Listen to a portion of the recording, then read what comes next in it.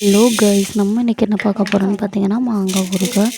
அதுக்கு வந்து நான் 1 ஸ்பூன் கடுகு, 1/2 ஸ்பூன் வெந்தயம், அது கூடவே வந்துட்டு 1/2 ஸ்பூன் நல்ல சீரகம், 3மே ஆட் பண்ணி நல்லாவே ட்ரை ரோஸ்ட் பண்ணிக்கிறேன். ஆயில் எதுவுமே ஆட் பண்ணவே இல்லை. கடுகு நல்லா பொட்டி தெரிக்கும் போது நமக்கு நல்லா மிக்ஸ் பண்ணி கொடுத்துட்டே இருக்கணும். இல்லைன்னா ஒரு பருத்து மாத்திரம் கரிஞ்சிடும். நல்லா தீ கம்மியாக வச்சுட்டு நல்லா மிக்ஸ் பண்ணி கொடுக்கலாம். கடுகு வந்து இந்த பொட்டுற சவுண்டு கேட்கும்ல, அந்த டைமில் பார்த்துட்டிங்கன்னா நமக்கு வந்து தீ வந்து நல்லா குறைச்சி வச்சுட்டு மிக்ஸ் பண்ணணும். நல்லா பொட்டி தெரிக்கும்போது ஆஃப் பண்ணிடலாம். ஆஃப் பண்ணதுக்கப்புறமா நம்ம வந்து இங்கே மிக்ஸ் பண்ணி கொடுக்கணும். இல்லைன்னா ஒரு பகட்டும் மட்டும் கரிஞ்சு போயிடும். அதனால் சூடாகிற வரைக்கும் நல்லா மிக்ஸ் பண்ணி கொடுத்துடலாம். அதுக்கப்புறமா பார்த்திங்கன்னா ஒரு பேனில் வந்துட்டு நல்லெண்ணெய் வந்து ஆட் பண்ணிக்கிட்டேன். அது கூடவே வந்துட்டு வெளுத்துள்ளி, நம்ம ஊரில் பூண்டுன்னு சொல்லுவாங்கள்ல, அதுவுமே நான் கொஞ்சமாக தான் ஆட் பண்ணிக்கிட்டேன். நமக்கு எந்த அளவுக்கு வேணுமோ அந்த அளவுக்கு நமக்கு ஆட் பண்ணிக்கலாம்.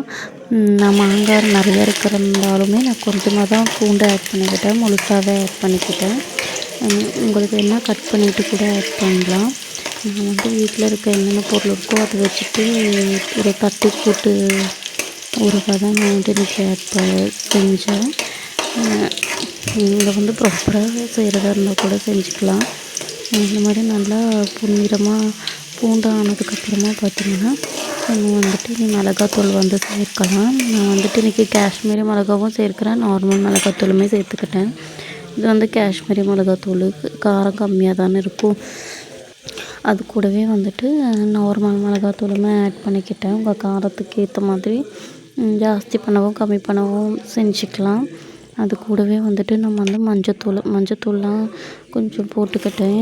இந்த மஞ்சத்தூள் வந்து கொஞ்சம் அதிகமாக தான் நான் யூஸ் பண்ணிவிட்டு நல்லா மிக்ஸ் பண்ணி கொடுத்தேன். கரிஞ்சிடக்கூடாது மிளகாத்தூள். கரிகிற மாதிரி உங்களுக்கு தோணுச்சுன்னா நீங்கள் வந்து தீ ஆஃப் கூட பண்ணிக்கலாம். ஏன்னா ஆயில் நல்லா சூடாக தான் இருக்கும்.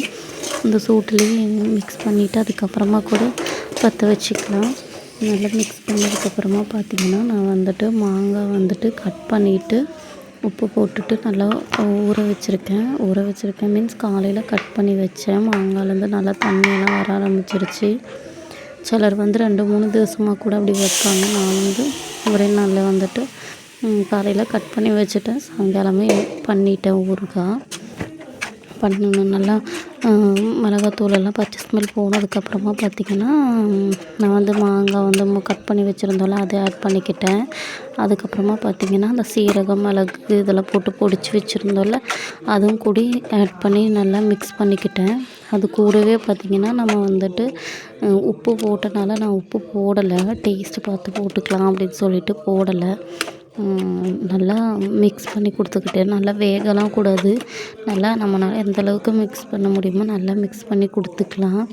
ஏன்னா எல்லாம் கூடி சேர்ந்து வரணும்ல, அதுக்காக வேண்டிட்டு. அதுக்கப்புறமா இது கூடவே வந்துட்டு நான் வந்து கொஞ்சமாக வினீகர் இருக்குல்ல அதை ஆட் பண்ணேன். அதுக்கு எடுக்க மறந்துட்டேன். அதுக்கப்புறமா சூடானதுக்கப்புறமா இந்த மாதிரி கண்ணாடி டப்பாவில் போட்டு அடைச்சி எடுத்து வச்சுக்கிட்டேன். ரொம்ப நாளைக்கு கேடு இல்லாமல் இருக்கும். இது கூட பெருங்காயம் கூட ஆட் பண்ணுவேன்.